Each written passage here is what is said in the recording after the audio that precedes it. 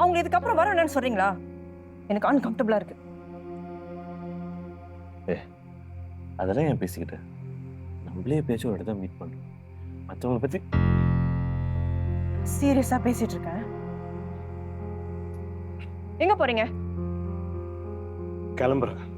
நான் கேட்ட கேள்விக்கு பதில் சொல்லல. அப்புறம் எங்க கிளம்புறீங்க?